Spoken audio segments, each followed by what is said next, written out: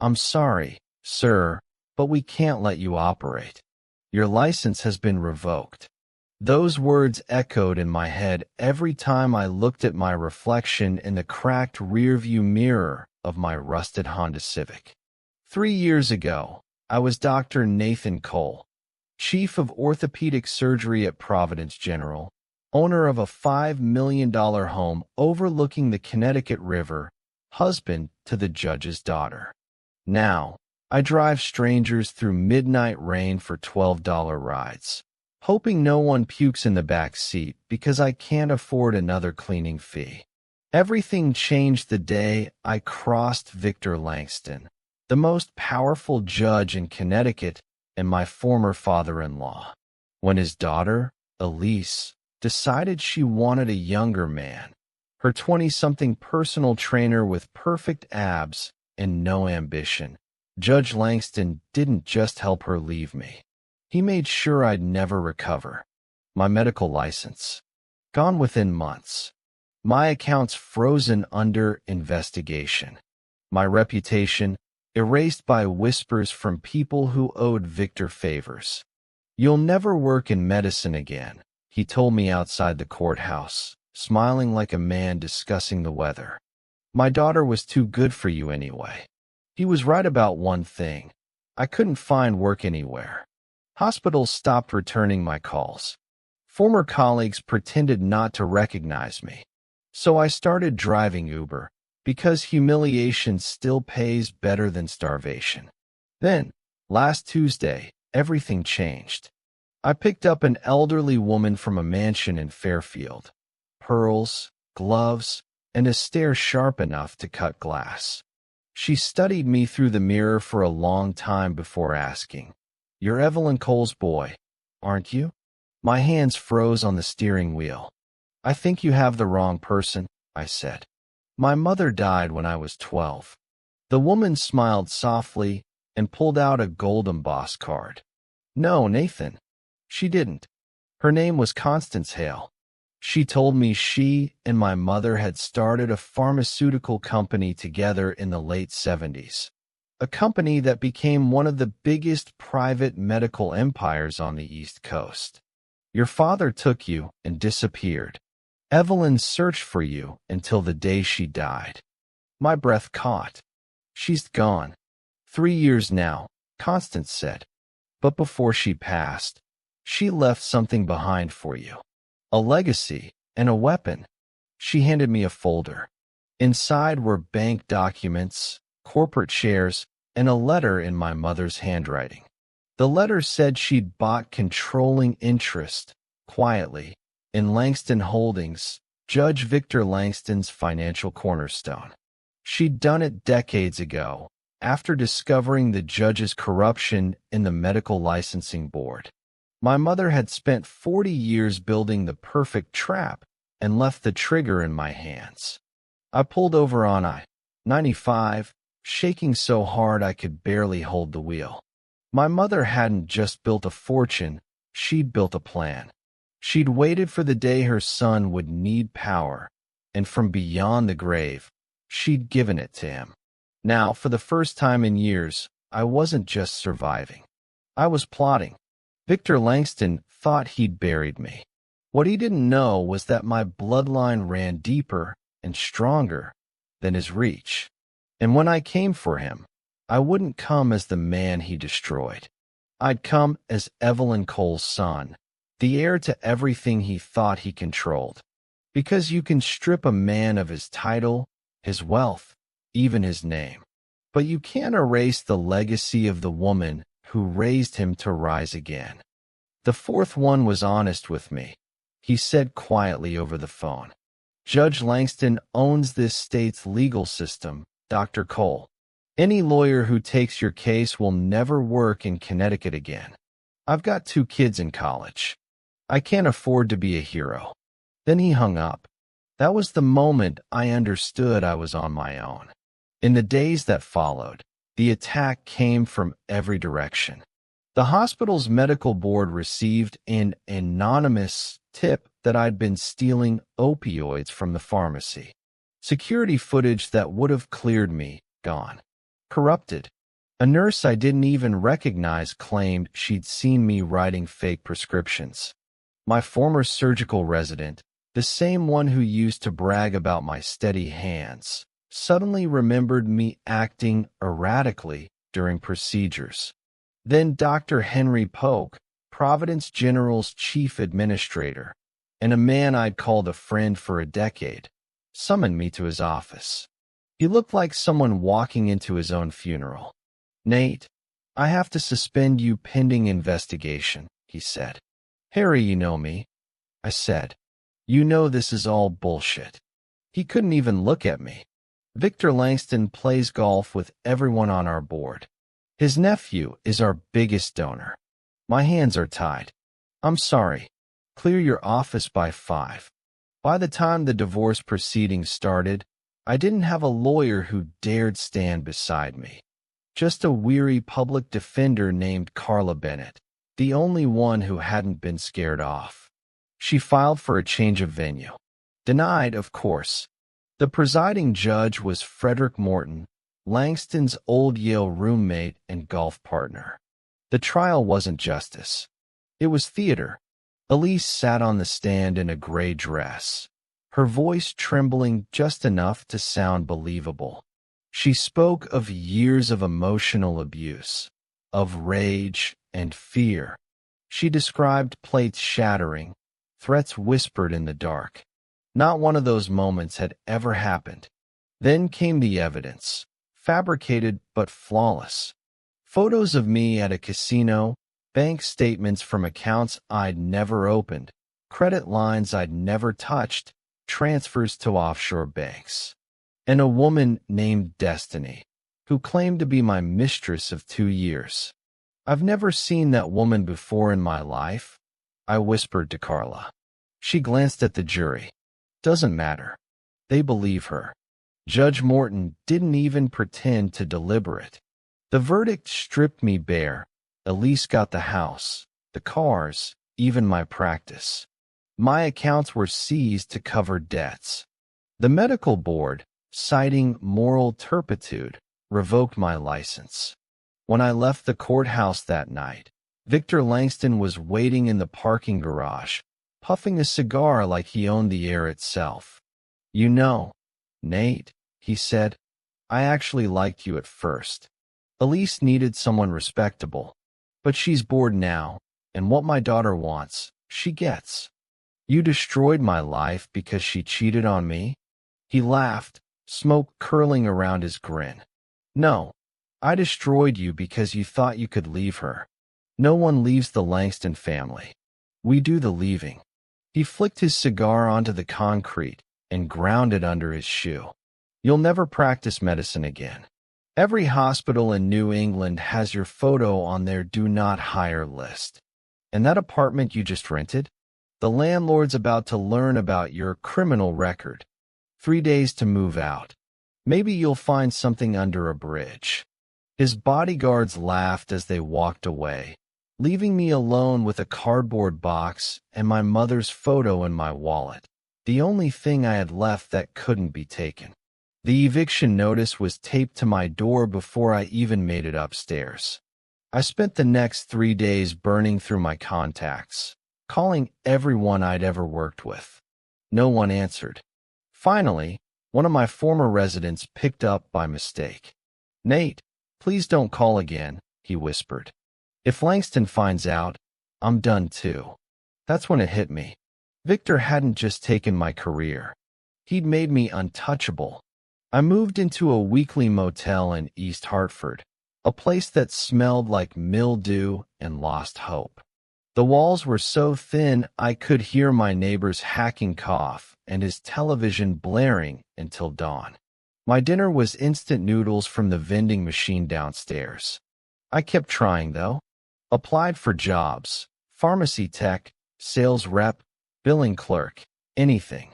But every HR manager who Googled my name found the same headlines. Prominent surgeon accused of gambling, misconduct, and abuse. Then came the polite rejection emails, if they bothered writing at all. One manager at CVS finally told me the truth.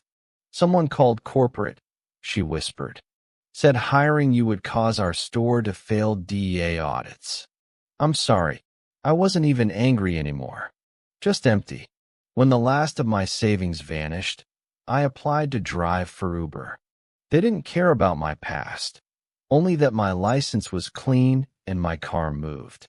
I still had my mother's old Honda Civic from college, a '98 model with faded paint and 200,000 miles. Elise had always hated it. Why keep that junker? She'd sneered. Because it reminded me who I was before all this. My first night driving was hell. I got lost twice. A drunk college kid puked in the back seat, and cleaning it cost more than I earned. But I kept going. What else could I do? I drove from 6 at night to 2 in the morning, slept till noon, ate once a day at a Pakistani place whose owner always gave me extra rice. I avoided hospitals, country clubs, anywhere someone might recognize me. Still, fate had a sense of humor. One night, Dr. Jenna Walsh, a former resident, got into my car. She froze when she realized who was driving. Dr. Cole. Evening, Jenna. She didn't speak again. When she got out, she left a $100 tip and a note that read, "We all know it wasn't true." That bull fed me for 2 weeks. Pride is worthless when you're hungry. For 2 years, that was my life. Drive, eat, sleep, repeat. Until one November night, a ride request came from Fairfield Avenue, the kind of neighborhood that didn't call Ubers, they called chauffeurs. I almost declined. Too risky. But it was a $40 fare. 2 days of meals. I accepted. The mansion was all brick and columns, glowing like wealth itself. An elderly woman in pearls and a black coat waited by the gate. She moved with grace and certainty, the kind of person who expected the world to wait for her. She settled in the back seat. I confirmed her destination. She didn't answer, just studied my face in the mirror until she said, "You're Evelyn Cole's son, aren't you?" The name froze my hands on the steering wheel. My mother died when I was 12. She smiled faintly. "No, Nathan." She didn't. Her name was Constance Hale. She told me she'd been my mother's business partner and her best friend for over 40 years. Evelyn Cole hadn't died of cancer. My father, Thomas, had kidnapped me when I was 2 and forged everything. Death certificate, funeral, all of it. My mother had spent her life searching for me. She handed me a folder filled with documents, photographs. My mother standing in front of Colex Pharmaceuticals, shaking hands with senators, ringing the NYSE bell. My mother, alive and powerful, the founder of one of the biggest private biotech firms in the country. I pulled over, trembling. "She never stopped looking for you," Constance said. "And before she died 3 years ago, she left you everything, including her shares in Langston Industries." That was the night I stopped being broken. That was the night I realized my mother hadn't just left me a fortune, she'd left me a weapon. She reached into her bag and unfolded a faded newspaper clipping from the Boston Globe, dated April 1979. The headline read, "Pharmaceutical Executive's Son Kidnapped by Father in Custody Dispute." My heart stopped. Constance's voice softened. "He took you, Nathan. Your father. He changed your last name from Polson to Cole, his mother's maiden name. Told everyone your mother had died. Told you she had died. Then he disappeared. Moved from Boston to Hartford, just far enough to avoid attention, but close enough not to raise alarms. He worked factory jobs that paid cash, kept you out of school for a year, then enrolled you under your new name with forged records."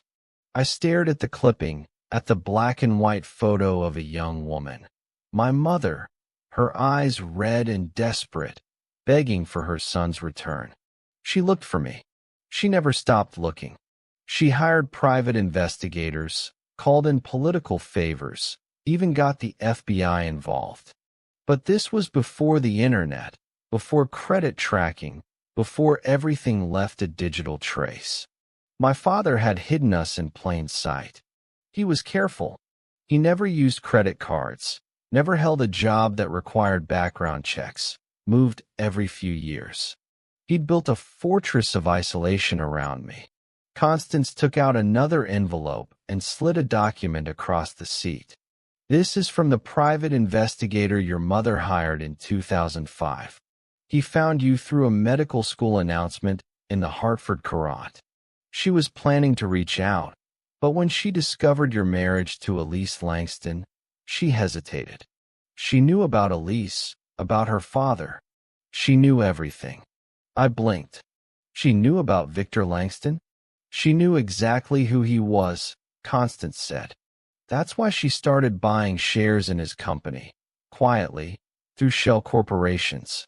1% here, 2% there. Over 20 years, she accumulated 15% of Langston Industries.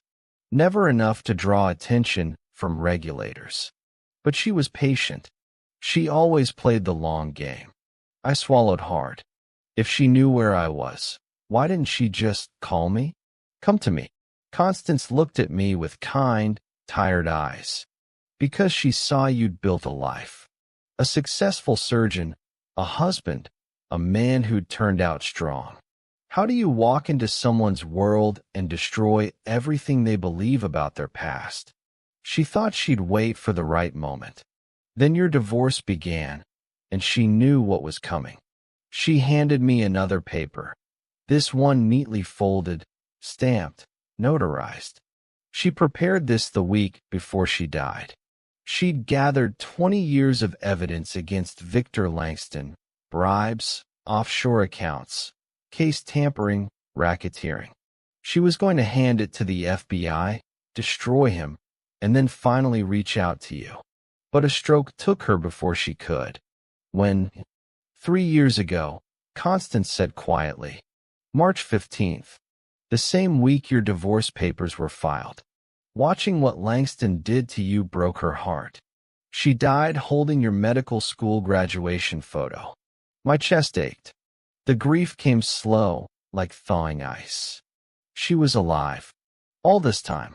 Just 2 hours away. She left you everything, Nathan. Constance said softly. $47 million. Her entire estate. But that's not what matters most. She left you power, the one thing Langston never thought you'd have. Between her 15% and the allies she quietly cultivated, you now control 41% of Langston Industries. Enough to remove him from his own company. She pulled out one last card. Whitman and Associates. Her estate lawyers. They've been trying to find you for 3 years, but after what Langston did, your ruined reputation, no address, no accounts. You disappeared from every system, just like your father did. That's why I've been searching. I promised Evelyn I'd find you. I exhaled, realization sinking in. Tonight wasn't an accident, was it? Constance smiled faintly. No, Nathan. I've been requesting rides from this area for weeks, hoping I'd get you as my driver. I looked at the photos again, my mother shaking hands with senators, standing before her company's glass tower, her expression proud but somehow lonely. Did she ever remarry? Never, Constance said. You were her only child. Everything she built, every dollar, every plan, was for the day she could give it all back to you. She used to say, I'm not building a legacy. I'm building a welcome home. 6 months later, I stood in a federal courtroom in Hartford, but this time, I wasn't the one on trial. Judge Victor Langston sat at the defense table, his wrists in cuffs, his designer suit failing to hide the ankle monitor. The FBI had arrested him mid-swing on the 9th hole of his country club. The image, Connecticut's most powerful judge in handcuffs, made front-page news across the state. The evidence my mother had gathered was airtight. Decades of bribes, falsified rulings, tax fraud, and witness tampering. She'd even recorded him accepting cash in his study. One FBI agent told me it was the most complete corruption case in state history. The defendant is sentenced to 18 years in federal prison, the judge declared. Langston slumped. Elise wept silently in the gallery. But her tears weren't rehearsed this time. They were real. With the assets frozen, she lost everything. The mansion, the cars, the jewelry, all gone. Last I heard, she shared a small apartment with Chase Morgan in Bridgeport, working as a dental office receptionist. I didn't feel triumph. I felt completion, like I had finished my mother's story, not my own. That changed when I walked out of the courthouse and saw a familiar face. Dr. Jenna Walsh, standing with a small group of colleagues from Hartford Medical. "We heard everything, Dr. Cole," she said.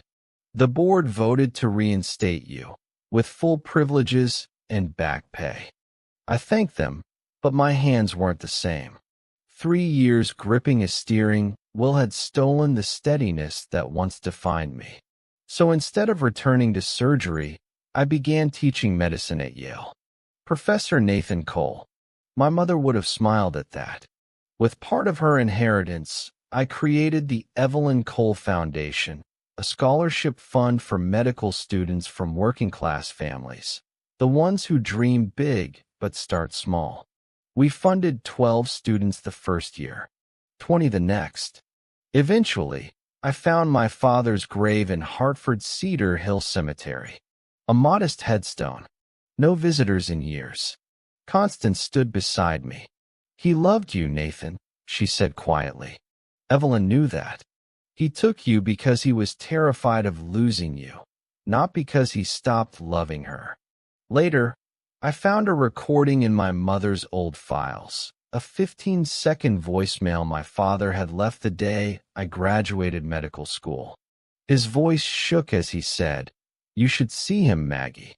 You should see our boy." Then he hung up. I keep it on my phone. Sometimes, when the nights get quiet, I still play it. And yes, I still drive Uber, one night a week. My accountants think I'm insane, but it keeps me human. Keeps me close to the stories that remind me why I became a doctor in the first place. Last week, I picked up a young woman outside the hospital.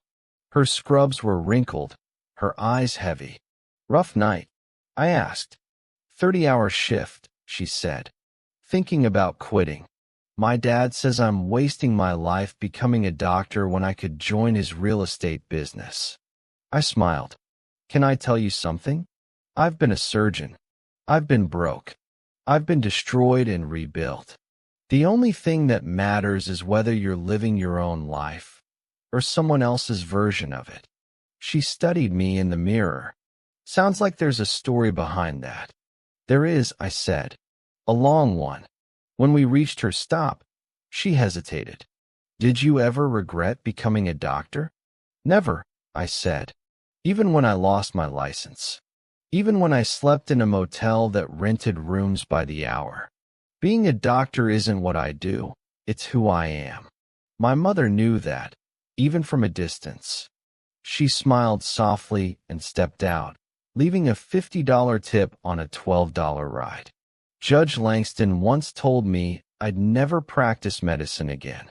He was right, but not in the way he thought. I no longer cut people open. I help them heal in other ways, by teaching, mentoring, reminding them that failure isn't fatal. When I lecture, I tell my students about Evelyn Cole, the mother who built an empire while searching for her stolen son. About Thomas Cole, the father who loved too fiercely and lost everything for it. About the woman who married me for power and the man who thought power meant control. But most of all, I tell them this. You can lose everything you thought defined you and still discover the truth of who you are. Your story can begin in lies and end in light. Because sometimes real justice doesn't come from a courtroom. Sometimes it rides quietly in the back seat of an old car, carried by an 82-year-old woman with pearls and perfect timing, handing you the truth your whole life was waiting for.